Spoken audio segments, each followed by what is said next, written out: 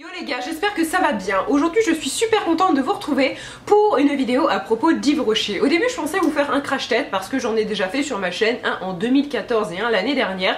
Et finalement en fait au fur et à mesure des moments où j'ai testé les produits, je me suis rendu compte qu'il y a certains produits que je détestais et d'autres que j'adorais.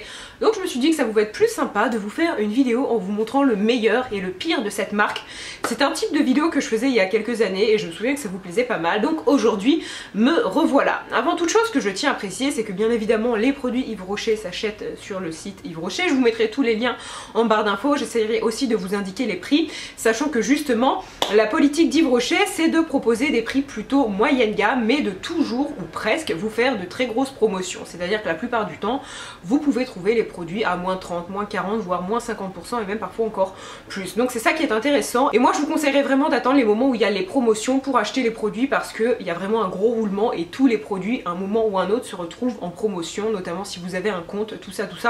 Donc je trouve que ça vaut beaucoup plus le coup comme ça. Et dernière chose qui n'a foutrement rien à voir, c'est que vous m'avez demandé lors de ma dernière vidéo en fait FAQ mon code Airbnb, parce que j'avais un code comme beaucoup d'influenceurs pour avoir en fait des prix lors de votre première location. Donc je vous mettrai le lien, parce qu'en fait il faut s'inscrire à partir d'un lien, donc je vous mettrai ça en barre d'infos, mais c'est pour votre première location. Donc soit vous vous recréez un compte, soit vous pouvez pas y avoir droit si vous avez déjà un compte, ou soit c'est votre première location et dans ce cas tout le monde il est content. Bref, sur ces très bonnes paroles, la dernière chose aussi que je voudrais dire, c'est que cette vidéo n'est absolument pas sponsorisée par la marque. En aucun cas la marque m'a demandé de faire une vidéo sur eux, d'ailleurs forcément, puisque vous allez vous rendre compte qu'il y a certains produits, j'en dis pas forcément que du bien, donc ça me paraît plutôt logique. Si ça vous intéresse, je vous laisse avec la suite. Alors je vais commencer par une chose que j'ai testée dernièrement, que j'ai détestée lors de sa première utilisation, et en fait depuis j'en suis complètement tombée amoureuse. Il s'agit de ceci. Donc qu'est-ce que c'est? Eh bien c'est un gant démaquillant qui est au coût d'environ 10 € en ce moment sur le site. Je ne sais plus si c'est hors promotion ou pas, mais dans tous les cas cette chose est fantastique. C'est à dire que c'est un gant que vous allez humidifier, et vous humidifiez aussi votre visage et vous arrivez à vous démaquiller totalement. Alors pour le mascara ça peut être un chouïa difficile, peut-être que vous pouvez venir avec un démaquillant ensuite retirer s'il en reste un petit peu, mais j'ai envie de vous dire que si vous partez en voyage et que vous n'avez que ça et pas de démaquillant, ça fait tout à fait le job. C'est vraiment si vous êtes un petit peu pointilleuse, mais cette chose est fantastique parce que vous n'avez plus besoin d'huile démaquillante, vous n'avez plus besoin de démaquillant, mais juste de cette chose, et vraiment ça retire tout le maquillage de votre peau. Moi parfois après je lave ma peau avec un savon si je vois qu'il reste un petit peu de résidu de maquillage, mais je sais que si je ne le fais pas et que j'applique directement ma lotion et mon soin, et bien je n'ai pas de boutons. Donc pour vous dire que ça nettoie vraiment super bien. Après bien sûr ça dépend du maquillage que vous avez, si vous avez un maquillage plutôt léger ou vraiment si vous êtes maquillé comme un mariage ou je ne sais quoi, mais cette chose est vraiment super efficace. Au début j'y croyais pas trop et en fait si, totalement. Et pourquoi je ne l'ai pas aimé lors des premiers instants? Eh bien c'est parce que lors de la première utilisation en fait vous pouvez avoir certaines petites peluches blanches sur la peau et c'est un peu chiant, vous dites merde le gant se désintègre sur ma tronche. En fait non, et ça dure juste le temps de la première utilisation, donc c'est pas du tout gênant. En ce qui concerne le nettoyage du gant, eh bien vous pouvez le laver avec du savon, et moi une fois par semaine je le passe à la machine. Mais là comme vous voyez le gant je l'ai utilisé toute cette semaine, je l'ai pas encore passé à la machine. Là je l'ai juste lavé pendant 2-3 minutes avec un petit peu de savon dans mon lavabo et en fait tout s'en va, donc c'est ça qui est génial. Si vous avez envie de faire une économie de produits, eh bien testez cette chose parce que voilà, plus besoin de démaquillant et vous êtes totalement démaquillé et avec une peau nickel, donc je valide. Puis le deuxième produit que j'ai testé et que je classe dans la catégorie pire, c'est ceci. Et pour cette vidéo j'ai décidé d'alterner entre un produit génial et un produit cracra. Donc pourquoi je n'aime pas cette éponge? Eh bien tout simplement parce que je la trouve trop rigide à l'application. À savoir qu'une éponge de ce type là, en fait ce qu'il faut faire c'est il faut l'humidifier et ensuite on vient se maquiller avec. On l'humidifie pour que l'éponge devienne plus moelleuse et donc que l'application du maquillage soit plus agréable, mais surtout pour éviter que l'éponge absorbe tout le produit, le fond de teint, tout ça, parce que vu le prix du fond de teint ça serait dommage quand même qu'il termine à l'intérieur de l'éponge. Et en fait là ce que je n'aime pas c'est que même humidifiée elle reste assez dure, donc c'est pas très agréable lorsqu'on l'applique. En plus de ça la forme je la trouve pas terrible et je trouve qu'elle met le maquillage d'une façon pas très uniforme, donc c'est pas très joli. En soi c'est pas dramatique, c'est pas la pire des éponges que j'ai pu tester parce que je sais que pour le coup j'en ai testé des vraiment pas chères et alors c'était, désolé l'expression, mais des merdes infâmes. Là non plus c'est pas dramatique, on peut se maquiller avec, je me suis maquillée avec plusieurs fois de suite, hein, ça se voit d'ailleurs. J'ai pas trouvé non plus que mon fond de teint c'était une catastrophe et que fallait à tout prix que je me maquille parce que ma tronche ça allait pas. Non, grosso modo elle fait le job, mais je trouve que à côté du Beauty Blender c'est vraiment beaucoup moins bien, donc c'est pour cette raison que l'éponge je vous la recommande pas forcément. Et justement en parlant d'accessoires que j'aime beaucoup, il y a ce pinceau. Donc c'est un pinceau à poudre, le 0,5, et il est génial. Donc c'est en poil synthétique, ce qui fait que ça se lave super facilement, ça sèche très vite. Le manche très logiquement est en bois et j'adore ce pinceau, il est super doux à l'application et il applique super bien la poudre, il n'est pas trop diffus, donc ce qui fait une application parfaite de la poudre. Et au niveau de la taille aussi je le trouve très bien. Il y a certains pinceaux qui font à peu près cette taille et parfois je trouve ça chiant parce que du coup on met beaucoup de poudre dessus mais on en perd beaucoup aussi juste en le secouant un petit peu. Là c'est pas le cas, donc vraiment pour moi c'est un pinceau à acheter. J'en ai pas testé beaucoup de la marque, j'ai testé celui-ci et d'autres pour les yeux et je les aime beaucoup aussi, surtout que ce pinceau en ce moment est à 13 €. Je crois qu'il est soldé, que son prix de base c'est 19 €, mais dans tous les cas si vous arrivez à l'avoir soldé, franchement c'est un très bon investissement parce que c'est vrai que les pinceaux c'est cool, les bons pinceaux c'est cool aussi, mais ça coûte facilement parfois 50, 60 balles, 40 balles. Si vous regardez du côté de chez MAC, certes ce sont d'excellents pinceaux mais ils coûtent vraiment super cher et là c'est pas le cas. Pour le coup celui-ci je l'ai depuis pas très longtemps, mais j'ai un autre pinceau d'Yves Rocher que j'ai depuis Montréal, donc ça fait pas mal d'années, presque 5-6 ans, et le pinceau n'a pas bougé. Donc vraiment voilà, les pinceaux Yves Rocher, si vous arrivez à les toucher à un prix assez intéressant, c'est-à-dire soldés comme très souvent, foncez parce que voilà, c'est du poil synthétique, ils sèchent très bien et surtout ils sont de bonne qualité. Puis un autre produit que je n'ai pas du tout aimé, c'est celui-ci, et pour le coup c'est un produit que m'a envoyé la marque assez dernièrement en me disant justement que c'était un des produits chouchous des consommatrices. Et alors là les filles, j'ai pas compris pourquoi, et pourquoi je dis les filles, parce que je m'adresse à vous si jamais vous aimez ce produit. Donc c'est le Super Matte Zéro Défaut, fond de teint 12 heures zéro brillance. Et pourquoi je l'ai pas aimé? Tout simplement parce qu'il est pas beau sur la peau. Moi lorsque je l'ai appliqué je trouvais qu'il s'appliquait pas de façon uniforme et surtout il était assez épais, donc un peu chiant à travailler, et en fait déjà il était trop foncé et surtout sur ma peau en fait j'avais l'impression que ça colorait ma peau mais qu'il n'y avait pas vraiment de couvrance en fait, que c'était un entre-deux comme un fond de teint un peu raté. Donc là je sais que mes mots paraissent super forts, mais clairement en fait lorsque j'ai appliqué ce fond de teint, après j'ai réappliqué un autre fond de teint par dessus, un autre fond de teint de la marque que j'adore, mais voilà celui-ci j'ai pas trop compris. Donc je pense que malgré tout si le produit marche quand même bien sur le site, c'est que sur d'autres personnes il doit tout à fait convenir, hein. Je ne dis pas le contraire, mais alors sur moi, catastrophe.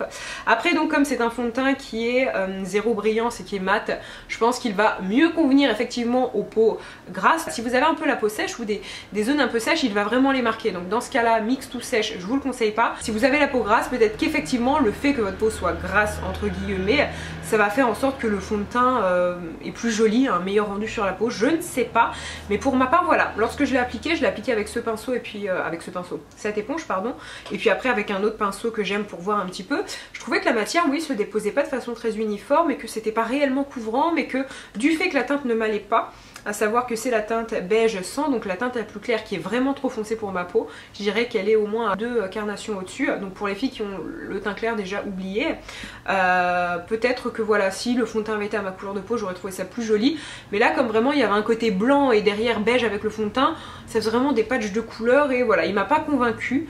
Mais encore une fois, comme c'est un produit qui marche plutôt bien sur le site, je pense qu'il doit convenir à d'autres personnes, hein, donc n'hésitez pas à vous renseigner. Puis justement, un fond de teint que j'ai adoré cette fois-ci, c'est celui-ci. Donc c'est le fond de teint rayonnant jeunesse, un fond de teint avec un effet jeunesse immédiat, et cette chose est fantastique parce que déjà tout d'abord, c'est pour moi un très bon dupe en fait du fond de teint, le teint touche éclat d'Yves Saint Laurent, qui est un fond de teint que j'ai porté pendant très longtemps, sauf que en fait, avec le temps, ils ont supprimé la teinte la plus claire, en France du moins. Du coup c'est un fond de teint que je mets plus parce que la teinte au-dessus ne me correspond pas, alors que celui-ci, eh bien la teinte la plus claire me correspond, et c'est d'ailleurs très exactement la teinte beige 00, donc c'est une teinte très claire parfaite.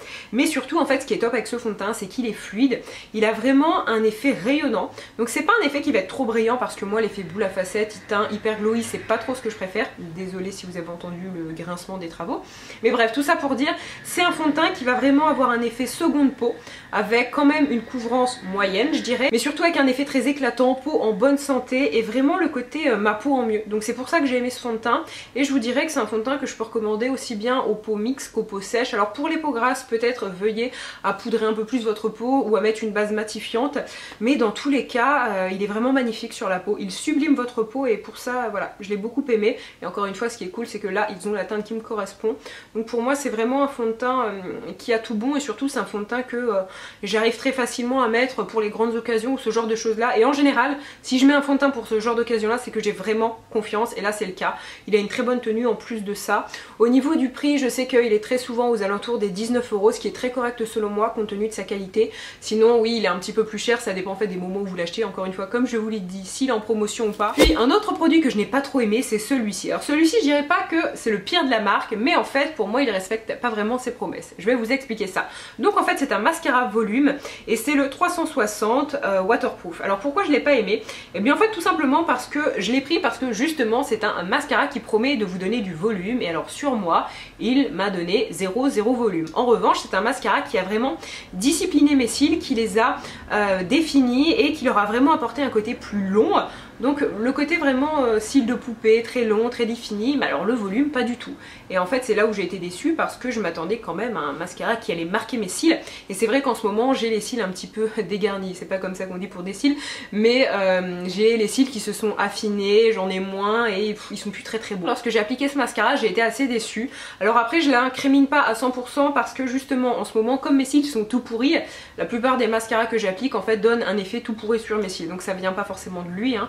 Je sais qu'en ce moment il n'y a qu'un mascara qui me convient en fait, c'est celui de Marc Jacobs, le Velvet Noir, et jumelé en fait à la base. Donc c'est à dire que si je mets pas la base et ce mascara là c'est moche.